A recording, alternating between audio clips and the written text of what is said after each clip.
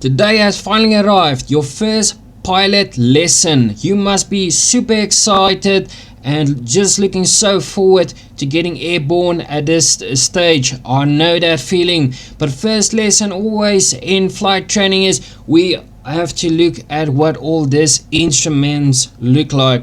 I know you're telling me, Lawrence, man, I want to fly. Why do I need to sit now and listen to you telling me what does all this flight instruments means? I'm going to try and make it for you as pain-free as possible, but as with any good pilot, meaning you have to understand what each instrument means and does, so for you, so you can actually be that much better pilot than everybody else. So all in all, we're gonna make one kick-ass pilot out of you, and it's gonna start right here, right now, with your cockpit flight instruments. So let's get started. So the first three instruments I want to talk to you is your pitot static systems.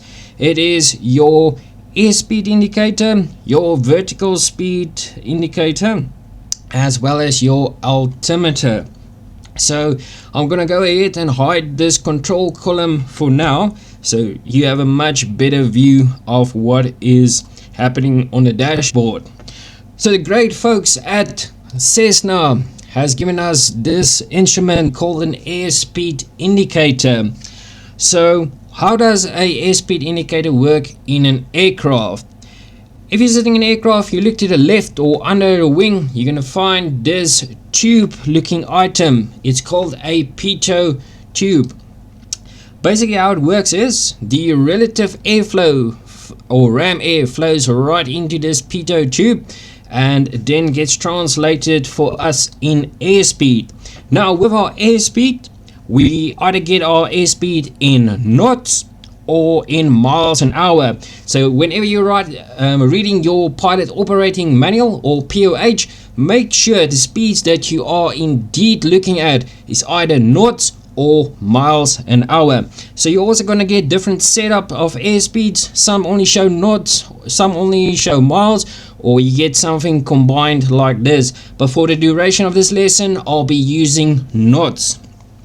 What I want you to focus on is all this color coding inside our airspeed indicator, because this is the basis of our flying. If we don't have speed, we can't fly. So speed is our friend. First, you're gonna see the start of a little bit of a white arc, that as we refer to it. This white arc is where we operate our flaps in. So our flaps, if we look at this bottom range, it says this is our VSO, our stall speed with flaps down. But if we go a little bit onwards to the green start, you're gonna see this green star is a little bit later in our speed. So this is called VS1, stall speed with flaps up. All I want you to notice now is our speed for stalling is a bit lower with flaps extended, because our camber of the wing surface actually changes a bit, therefore producing a little bit more lift, which allows us to fly a bit slower. Don't take this stall speed as the initial one where your aircraft will stall. This is only an indication. Your stall speed is depending basically on your angle of bank, your altitude, and a variety of factors that we'll get into the latter lessons. So green means awesome, we are good to go. So we are flying our aircraft within the green limits. This is called our normal operating speed range that we work. So up to this point here where the green arc ends, this is the what's called VNO, max structural cruising speed for normal operations. When we however go into the yellow arc, this is our caution speed range. We not necessarily want to fly there, but if you need to fly there for some reason, you can only fly there in calm air conditions. So when you're shaking about and it's turbulent, keep it in the green, please. Then the red line, I guess you all can see what's coming. It's the never exceed speed, or V&E. What happens if you exceed your speed and put some load in the aircraft? Bam! Surfaces start flying off, or your wings start falling up, and thus ending your flight for today. So we're gonna stay away from exceeding our actual not exceed limit. Okay, moving on to our altimeter for now. What I want you to see is it's got a little bit of an extra numbering within the system. This is called your QNH that we work with. Basically your barometric pressure above mean sea level. Currently it is showing about 4,900 feet above sea level, but we are standing on the ground. So this is not your level or height above the ground, it's above sea level. Now your QNH, you set this by turning the knob on the left or right. To get this, you will get that from your ATC or air traffic controller, and I'll show you other different ways on a navigation if you do not have an air traffic controller at your aerodrome, how to get the QNH. Furthermore, the small needle that just displays your feet in thousands, with the long arm needle showing your altitude in 100 of feet. Now this third needle, it actually just displays your altitude in 10 of thousands. So we're not mainly going to work on that one, but if you fly a bigger aircraft, then it should get a priority, because as you can see now, it's in between 0 and 1, meaning it's roughly about 5,000 feet that we are coming up to. So 1 is going to be 10,000 feet and 2 is going to be 20,000 feet. And then, whoops, let's move down to the vertical speed indicator. So basically the VSI for short, it just senses your pressure changes, and then it shows you if you are either flying up or down. So as you can read here, vertical speed 100 feet per minute is what the line shows. So currently we are flying straight and level. There's 0 climb or descent. So your first one is going to be 100 feet per minute rate of climb. So therefore that 5 means we have 500 feet per minute climb, or 1000 feet minute per minute climb. Goes all the way to 2000, and exactly the same for when we are descending. So there we've got 500 feet, 1500 feet on the descending range. So that is our pitot static systems. So to go over that again is the airspeed indicator that we have given by the lovely folks of Cessna, and then we've got our vertical speed indicator, as well as our altitude altimeter that we have. Now we're going to look at our gyro instruments. So gyro instruments, it works a little bit with suction. So this is why this suction gauge is right here. So you should be able to spot it from here. It's like, I'll give you a second, which one of these instruments is a gyro driven one that we can clearly see. It's the attitude indicator, because it needs suction. The suction comes from the engine driven pump that just causes suction and then spools up our gyros. So the 3 instruments that's using a gyro is our attitude indicator, our heading indicator, as well as our turn and slip indicator. So let's start with the first artificial horizon or attitude indicator. You can use both of those terms depending which one you like. So as you see, by default aircraft shutdown, your attitude indicator should have a position more or less like this. Once started up, it will then align itself. So this top triangle, that just means if this yellow triangle is with the top triangle match, it means we have 0-degree roll of our aircraft. Then this first lines to the left and right, that's going to indicate a 10-degree turn. The second one a 20-degree, 30 degrees, and then we're going to go over to a 60-degree turn for bank for this angle, and then last, you've guessed it, the 90-degree angle of bank.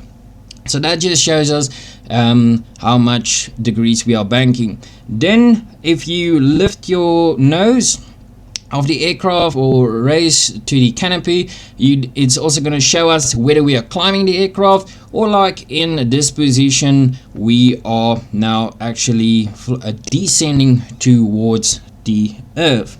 So that is our attitude indicator, and just remember, when you set it up for your flight, you can always just scroll to get it nicely aligned for you on that part. Perfect. Then we are gonna first head to our compass, the best old school equipment that you can have for your aircraft. If anything else fails, all is lost. You don't have to stress, because all is not lost. You've got a compass. As long as you've got a compass, you can get yourself back home without any other working instruments. So the compass, it shows basically our heading to a magnetic or north, but it also got a few errors that we'll discuss in navigation purposes as we take it from there. From the compass, we're going to the directional indicator, or DI for short. As you can see, it's basically just a nicely laid out compass almost for us, but we also have a knob to turn our compass card. Yes, that's what it's called, a compass card. What happens is, due to the magnetic fields of the earth, our DI tends to wander or just show get a little bit of errors in between. So what we do, every 15 minutes, that's 15 minutes, we'll then just look at our compass at the top and then reset our DI to ensure we are on the proper heading set. Then moving along to our turn and slip indicator, as it's called. It's basically two instruments in one. I'm first going to explain the turn coordinator. It is electrically driven, so note that if you do not have electricity, or you've got an error, then your turn coordinator will actually just show you flying straight and level, even though you are in a turn. With the turn coordinator, it will show a bank angle or turn up to about 15 degrees, 15. So this is for that first and line on the left and right, but it doesn't show any more. Furthermore, you're gonna see this ball. This is our slip indicator. It works off from your aircraft tail to maintain balanced flight. So whenever you want to turn, if you're not balanced, then either your aircraft tail will move out to the right or to the left. So let's say we are making a turn and our aircraft tail tends to actually move out a bit, so then it's actually like skidding. So when you're driving too fast around a corner and you tend to skid off, that's the same effect that it has.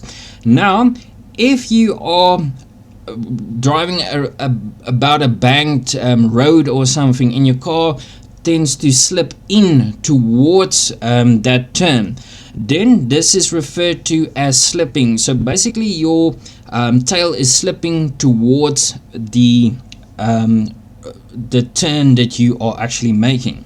So how do we fix this and maintain balanced flight? Very, very simple. We've got a term.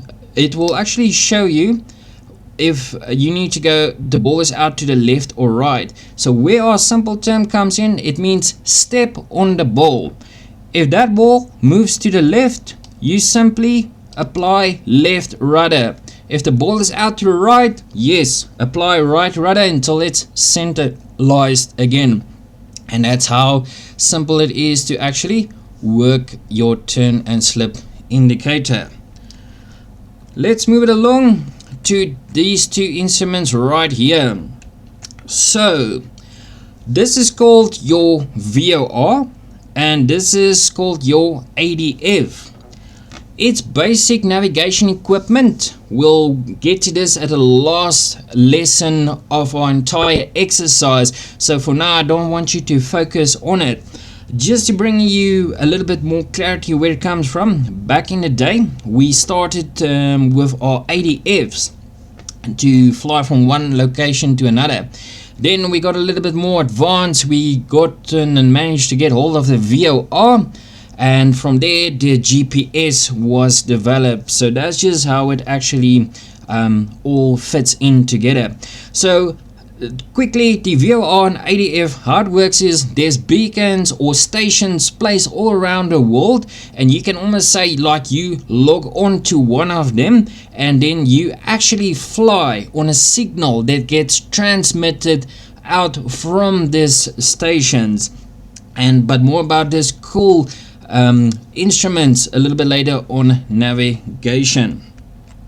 Moving over to our radio station, and if you want to know the correct word, no, it's not a radio station, I'm just joking, it's called a radio stack. So unfortunately we can't pick up your favorite radio station.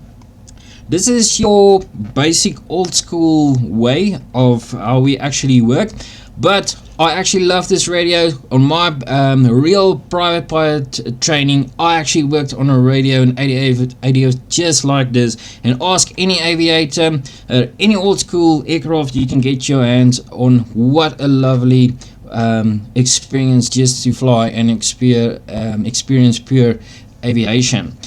So on top, this is basically just what we select, where we are gonna, which communication stack we want to use.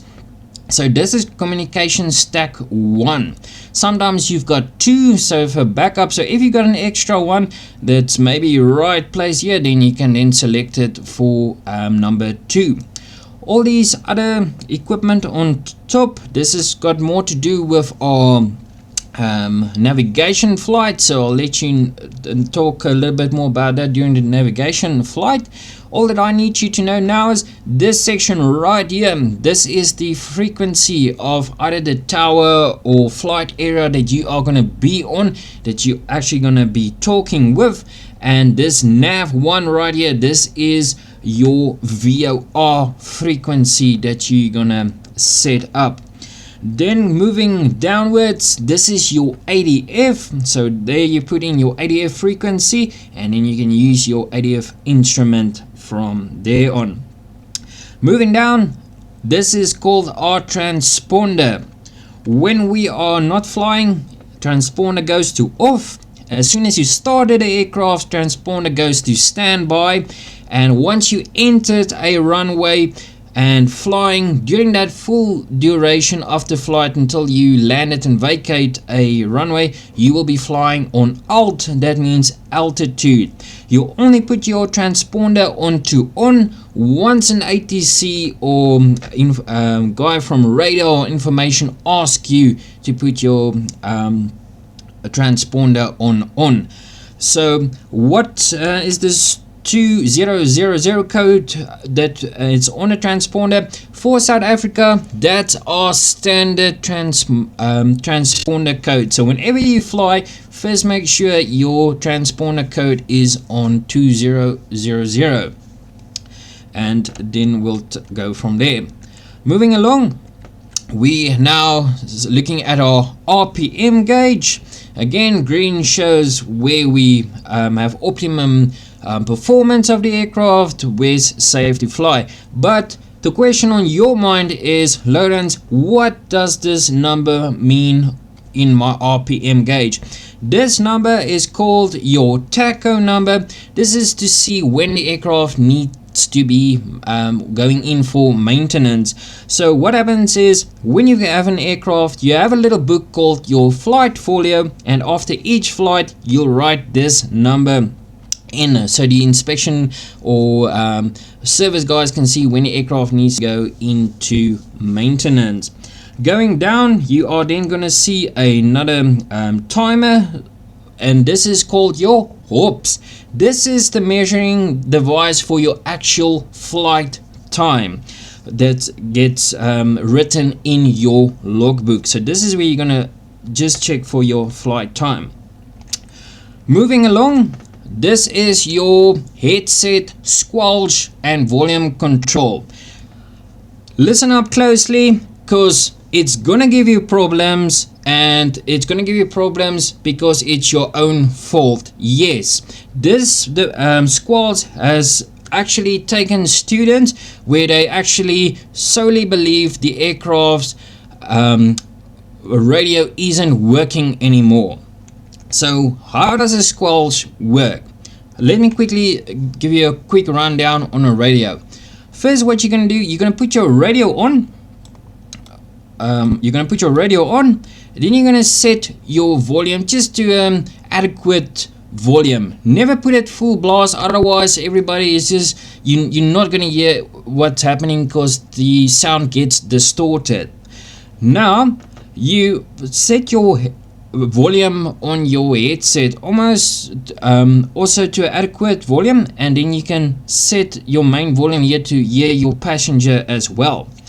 Now the squelch, if you hear like background noise like or you're talking around every second word sounds like this, then all that you need to do is adjust your squelch. How do you do it? You turn everything to the one side, left or right, and you start gently turning your squelch until you can actually count till 10 without your headset boom cutting out and you're hearing other additional voices and noises and anything else that's not meant to be there. So every time you fly an aircraft, you have to set up for your microphone and headset. Moving along, we're going for the ammeter. If it shows a negative discharge, let me put on the master, you are going to see this happening. If the aircraft has started and you still see a negative discharge, shut down the aircraft and get a mechanic to come and look at your aircraft, as something is not correct on the aircraft. With that being said, also, once you start the aircraft and your needle shows more than 30 volts plus a positive charge, then you are receiving too much voltage. Also again, shut down and get a mechanic. I personally like between 0 and 15 volts positive charge for the startup. Moving down to the last bit of instruments, so we've got our park brake right here, and then we've got what's called a primer. Now a primer is just a small pump. You have to gently pull it out because it's actually now sucking in fuel, and then once you are applying it forward, you are now actually squirting fuel into the fuel system to actually get your aircraft started. Then you've got your master switches. One on the right is your battery, and the one on the left is your alternator that we have. Now we don't talk about mainly keys in aviation, we talk about your magnetos. So as you'll see, you've got a right, left and both. In a normal car, you've actually got one plug that supplies all the spark plugs to your engine, but in aviation, for redundancy, should something go wrong, you don't want all the spark plugs to die out on you all at once. So they've actually have a right and left for each for the two cylinders, so at least you can still then try and bring the aircraft back should one fail, but we always fly it on both. Moving along, your panel lights. So if you need a little bit more lighting during nighttime flying, you can then move your lights about. Then your switches, you've got your dome light. Dome light is just your inside light of the aircraft that's on top of your canopy. Then let's just get it back going. Then you've got your what's called your nav lights. I'm gonna switch that on for you now. So nav lights, let's take a quick outside view look from here. So your nav light, you've got a red light on your left wing and then a green light on your right wing, and at the back you will have a white light. Moving forward, if we then set up the strobe, this is just basically a flashing light. Whoa, where am I now? In between the hangers. So that's just that flashing lights on the tips of the aircraft wings, as you'll see from here. That's also used mainly during night time. From here, I'm going to switch those lights just off for now, and then we'll look at what's called the beacon light. So beacon light is this light or rotating beacon on the tailplane of your aircraft. Just note for yourself, you are not allowed to start an aircraft without that beacon light, so keep that just in mind. From there, we then have our taxi and landing light. Taxi just being with us moving the aircraft about in the vicinity of the airport to the runway. So there's our runway light in working order. Okay, then you'll see this pitot heat. Pitot heat just means should we have been flying and for some reason it froze our pitot, then we're not going to get our airspeed indicator if it's blocked. So then we can put on the pitot heat just to actually get everything back in working order again. Then we've got our fuel quantities. E does not stand for you've got enough fuel, that means it's empty. So always check your fuel gauges and then manually check your fuel tanks. From there we're moving to the oil temperatures and pressures, so when operated in the green. And then we've also got our low voltage warning, because this is now because we haven't started, but during flight, then also for you to alert you. Okay, I was gonna just switch that off for a minute. Then the reason we are doing this exercises for you guys is for this main thing right here on the Cessna 152. It's called the carb heat, and I can hear all you guys say, thank goodness, finally a lesson with a carb heat, because all over the world, primarily for training aircraft, they have a carb heat. Now what is this carb heat that we've all been going on about?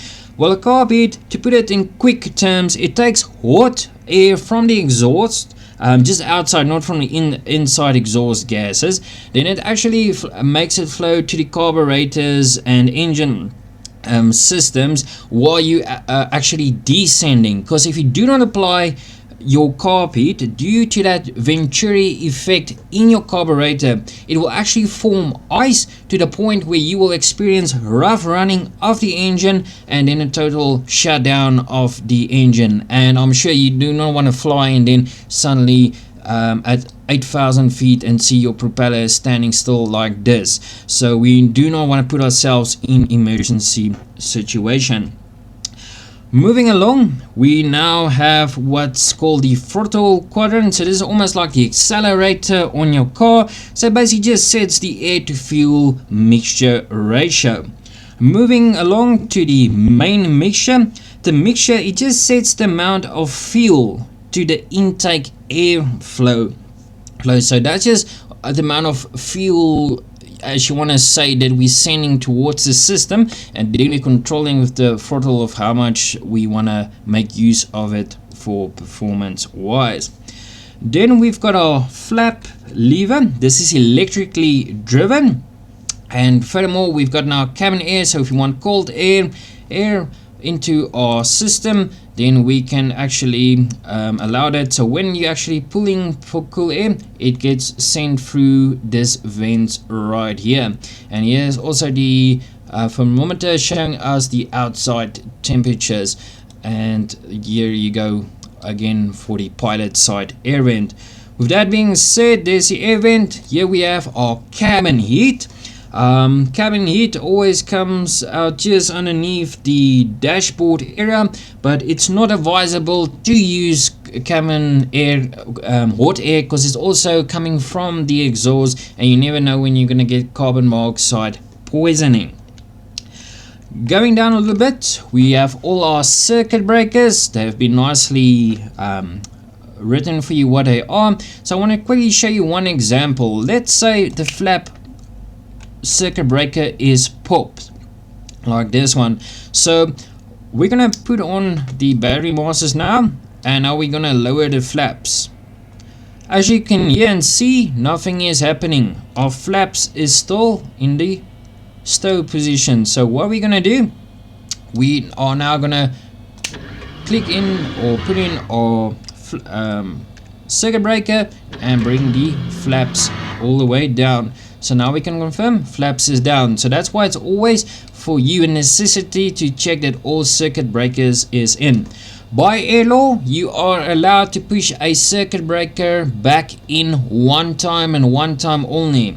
So we've pushed it back in. Should it pop now, we're not allowed to push it back again.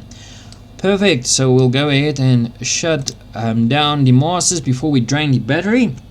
Then this wheel type device right here, this is called your trimmer. It's also indicated right here where it is. So we actually trim up to lower the aircraft's nose, and trim backwards or up to raise the nose of the aircraft.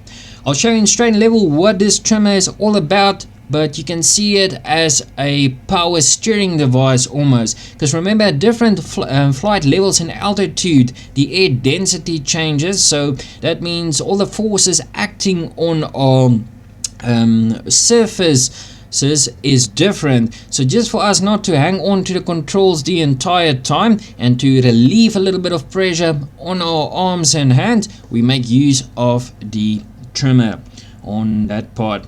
Then quickly going underneath the dashboard, you've got your rudder pedals. All that I need you to understand is your toe brakes is when you are stepping on the top part of your rudder pedals, and then if you depress any of the other parts, then it's just pure rudders that you actually deflect.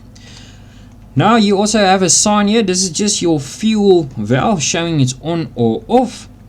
So where's my fuel valve on this aircraft? Here it is. So now you can see my fuel valve is actually on, and now it's off. So whenever you shut down an aircraft or start up, it must be in an off position. There we go. So there's your first lesson on what the cockpit instruments is all about. I hope you enjoyed it, and yes, I'm looking forward to that next lesson. So we're actually going to start starting some aircrafts and actually getting you airborne as soon as possible. With that being said, I'll see you for that next lesson real soon.